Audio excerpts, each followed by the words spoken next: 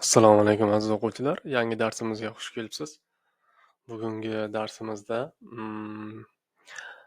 text editorimiz sozlab olamiz va HTMLning asosiy strukturasini ko'rib chiqamiz. Bu qisqacha dars bo'ladi. Har doimgidek veb sahifamizda darsliklar qismiga o'tamiz. Ko'rish HTML, CSS darslikni tanlaymiz va bugun 4-dars HTMLning asosiy strukturasi. Bundan oldin qisqacha oldingi darsimizda ustanovka qilib olgan, o'rnatib olgan editorimizni sozlab olamiz. Eslaringizda bo'lsa, ikkinchi darsimizda Notepad text editorini o'rnatib olgan edik. Xo'sh, agar hali o'rnatmagan bo'lsalaringiz, ikkinchi darsimizga o'tib, text editorni o'rnatib olishni, keyin esa bu darsni davom ettirishni tavsiya qilamiz. Xo'sh, mana menda qidirilgan, agar sizda bo'lmasa, bu yerda Notepad deb yozsangiz, mana kelib chiqadi.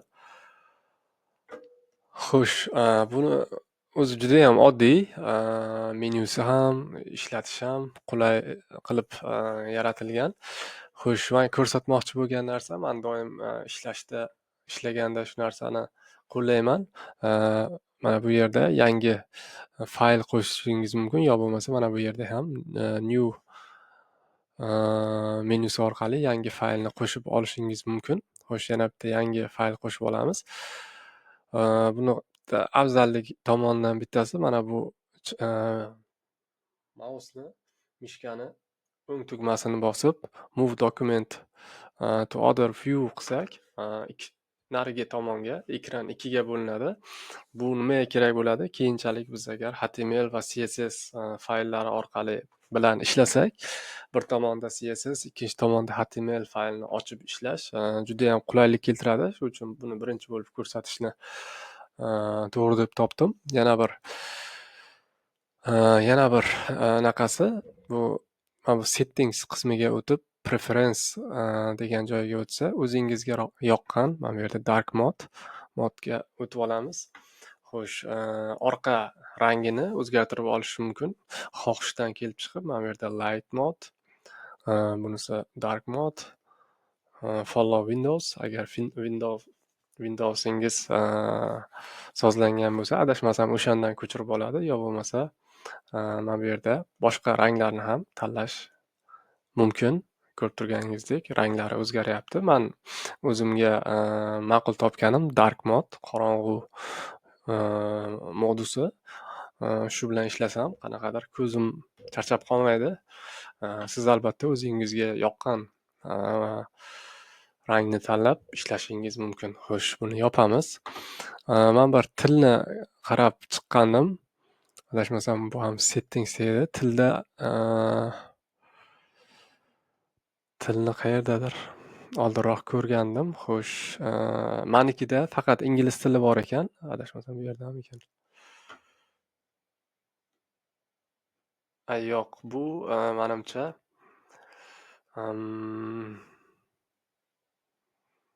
Not plus nima deydi?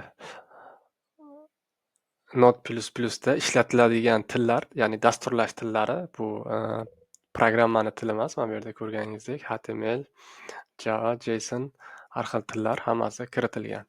Xo'sh, bunisi muhim emas. Men o'zim qarab chiqqanimda, bu yerda til menikida sozlamasida faqat ingliz tili turgan ekan. Shuning uchun boshqa tilga o'zgartira olmadim. Atak ingliz tili bilan ishlashni to'g'ri deb bilaman. Agar siz o'zbek tilini yo rus tilini afzal deb bilsangiz, o'zingizga moslab sozlab olishingiz mumkin. Men o'zim uchun ingliz tilida qolishi afzal deb bilaman. Xo'sh, keling birinchi faylimizni, HTML faylimizni qo'yib olaylik va so'ngra o'sha HTMLning asosiy strukturasini tushuntirishni boshlaymiz. Mana bu yerda birinchi fayl hali saqlanib qilinmagan. Shoshmang, bu yerga o'tib olamiz. Save as qilib, men o'zim uchun xo'sh, men bu yerda papka qo'yib olganman. Uni HTML va CSS deb nomladim. Sizlarga ham shuni tavsiya qilaman. Tartib bu juda ham muhim dasturlashda. Xo'sh, HTML ga oid fayllarimizni HTML sahifasiga, papkasiga CSSga oid fayllarimizni CSS papkasiga joylab bormoqchiman bu dars davomida. Xo'sh, sizga ham shuni tavsiya qilaman. Xo'sh, keling bu yerda birinchi dars deb qo'yib olaylik. Birinchi dars HTMLda asosiy struktura. Menimcha shunday deb nomlasak, keyinchalik qaysi darsda, qayerda kerakli ma'lumot yotganini topib olish oson bo'ladi. Shuning uchun papkaga mavzuning nomini ham kiritishni ma'qul deb bilaman. Xo'sh, o'tib olamiz va buni index.html deb nomlaymiz. Eslaringizda bo'lsa, oldingi darsimizda faylni o'sha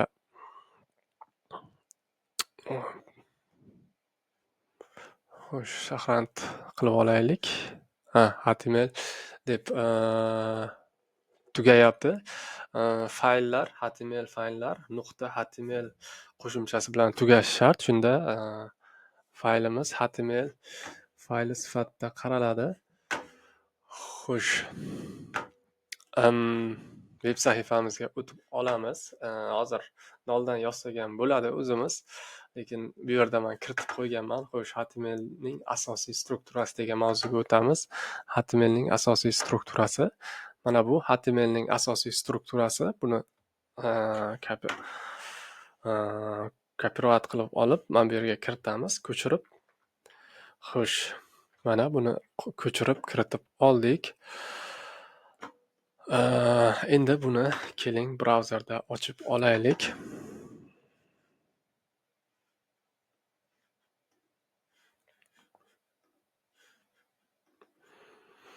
Xo'sh, hozir bugun Windows'imni 10 dan 11 ga almashtirdim. Shuning uchun hali qo'lim tushgan emas 11 ga. Xo'sh, HTML papkasiga o'tamiz. Birinchi darsga o'tamiz. Mana bu hozir kiritgan faylimiz. Buni brauzerda ochib olamiz. Oldingi darsda aytib o'tgandik, HTML fayllari, ya'ni veb sahifalar brauzerda ochiladi deb.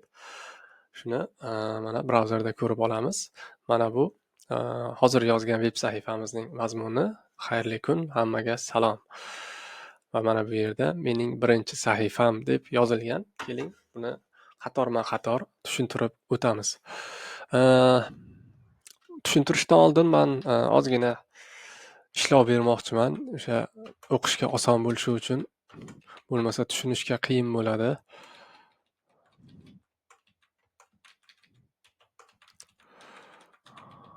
Xo'sh, mana bu yerdan body. Opa.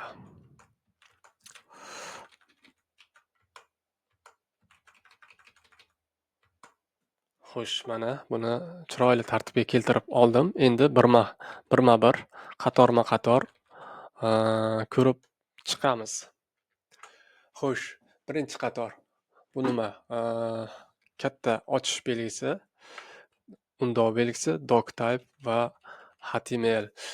Bu qator bilan biz brauzerga ma'lumot beramiz. HTMLning qaysi versiyasini ishlatishni. HTML o'sha yaralganidan buyon hozirgacha bir nechta versiyasi taqdim qilindi va amaldagi versiyasi bu HTML 5, undan oldin HTML 4, undan oldingi HTML 3 va hokazo bo'lgan. Va shunchaki agar bu yerda doctype HTML deb yozib qo'yilsa, brauzer buni demak HTMLning oxirgi versiyasi ishlatilyapti deb qabul qiladi va shunga yarasha veb sahifani kodini tushunadi. Agar siz eski HTML versiyalari bilan kod yozayotgan bo'lsangiz, bu yerda aniq qilib kiritishingiz mumkin. HTML 4 yoki HTML 3 deb. Shunda nima deydi? Oldingi ishlatilgan taglar va hozir amalda bo'lmagan taglarni brauzer tushunishi mumkin, elementlarni. Lekin agar siz HTML ga endi yangi kirib kelayotgan bo'lsangiz, veb sahifaga HTML 5 ni yozish tavsiya qilinadi. Chunki bu amaldagisi va hamma zamonaviy brauzerlar aksariyat o'sha HTML 5 ning elementlarini tushunadi. va yozgan veb sahifangiz brauzerda hech qanaqangi xatolarsiz, muammolarsiz foydalanuvchiga ko'rsatiladi. Xo'sh, birinchi xatoni tushunib oldik. Demak, bu brauzerga HTMLning versiyasi haqida ma'lumot berar ekan. Ikkinchi xator bu HTML, ko'rib turganingizdek, oldingi darsda gaplashib olgan edik. Har bitta o'sha element ochuvchi va yopuvchi tegdan iborat bo'ladi. Mana bu HTMLning yopuvchi elementi. Bu degani shu veb sahifamizga tegishli butun ma'lumotlar mana shu ikkita HTML teglarining orasida kiritiladi deb ma'lumot beryapmiz. Nimaiki bo'lsa shu veb sahifamiz ga aloqador shu HTML teglari orasiga kiritiladi. Shuning uchun ham bu ildiz elementi deb nomlanadi. Ingliz tilida bu root element, o'zbekchasiga endi asosiymi ildiz deb tarjima qilsak bo'ladi. Eng yuqori ota, ona elementi deb ta'riflasak ham balki to'g'ri bo'lar. Va undan keyin keladigan barcha elementlar shu ikkita elementning orasiga kiritiladi. Xo'sh, u yerda ko'rib turganingizdek bir atribut beryapmiz. Atribut nimaligini ham tushuntirib o'tgan edik. Bu yerda HTML, ya'ni brauzerga ma'lumot beryapmiz. Veb sahifamizning tili haqida, qaysi tilda yozilgan. Bu yerda DE turibdi, ya'ni Deutsch, nemis. Agar o'zbek tilida yozmoqchi bo'lsak, uz, ingliz tilida bo'lsa en va hokazo. Qaysi tilda veb sahifangizni yozayotganingizdan kelib chiqib ma'lumot berishingiz mumkin. Keling, buni uzga o'zgartirib qo'yamiz. Buni ham tushunib oldik. HTMLda HTML elementimiz ikki qismdan iborat bo'ladi. Ikki qismni o'z ichiga oladi. Head qismi va body qismi. Head qismi bu yerga kiritiladigan ma'lumotlar, bular faqatgina o'sha brauzer uchun beriladigan ma'lumotlar hisoblanadi. Bu yerga kiritilgan ma'lumotlar veb sahifa ochilganda foydalanuvchiga ko'rsatilmaydi. Body qismida esa o'sha veb sahifamizning asosiy mazmuni, nimani foydalanuvchiga yetkazmoqchi bo'lsak, hamma o'sha foydalanuvchi ko'ra oladigan ma'lumotlar ko'rsatiladigan qismlar body qismida yoziladi. Keling, head qismini birma-bir ko'rib o'taylik. Bu yerda meta charset UTF-8 deb kiritilgan. Bu nima? UTF-8 bu haqida alohida mavzu qilsak ham bo'ladi, chunki bu sal murakkabroq. Hozir veb sahifa yozishga endi kirib kelayotgan inson uchun balki bu tushunarsiz bo'lishi mumkin. Bugungi kungacha o'sha kompyuter tushuna oladigan nima deydi, belgilar ro'yxati bo'lgan va bu borgan sari rivojlanib, kengaytirib borilyapti. Chunki nima deydi, yildan yilga bu belgilar ko'lami oshib boryapti.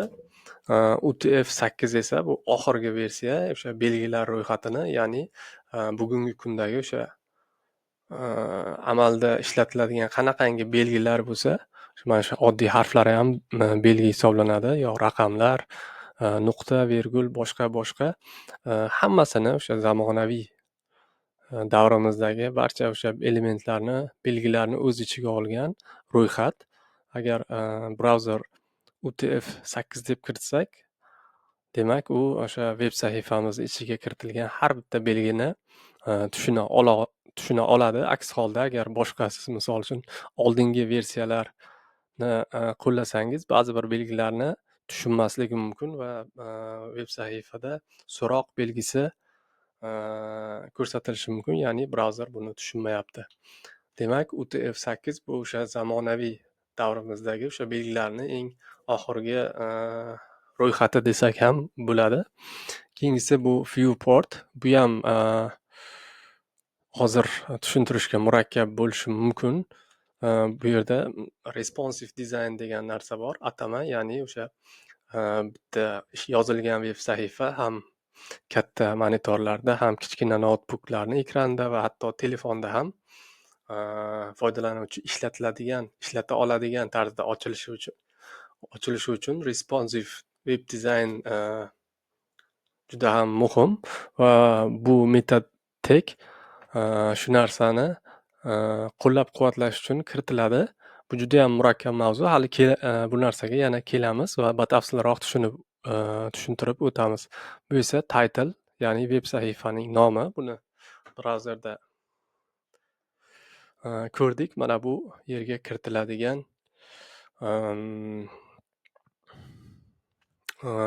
turgan nom.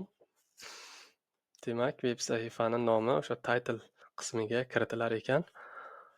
Bu yerga yana boshqa ma'lumotlarni kiritish mumkin. Description yo bo'lmasa icon.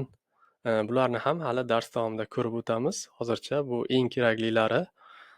Keyingi qismi bu body qismi. Bu yerda esa o'sha veb sahifada ko'rib turgan ikkita so'z, xayrli kun va hammaga salom tekstlari kiritilgan. Bularni ham hali tushuntirib o'tamiz. H1 nima, p tagi nima, har bitta elementni o'ziga yarasha vazifasi bor. Buni aytib o'tgandik. Bular bilan hali birma-bir tanishib chiqamiz. Xo'sh, menimcha bu HTML asosiy strukturasi haqidagi mavzuga yetarlicha ma'lumot berdik. Bu ma'lumotlar o'sha veb sahifamizda ham alohida tushuntirib o'tilgan. Mana bu yerda kirib yana o'qib chiqishingiz mumkin o'zingiz uchun va har doimgidek oxirida olgan bilimingizni tekshirib ko'rishingiz mumkin. Takrorlab olsangiz, ayniqsa test orqali olingan bilimlarni miyaga qolishi osonroq bo'ladi. Bugungi darsda qatnashganlaringiz uchun rahmat. Keyingi darsda ko'rishguncha xayr. Salomat bo'ling.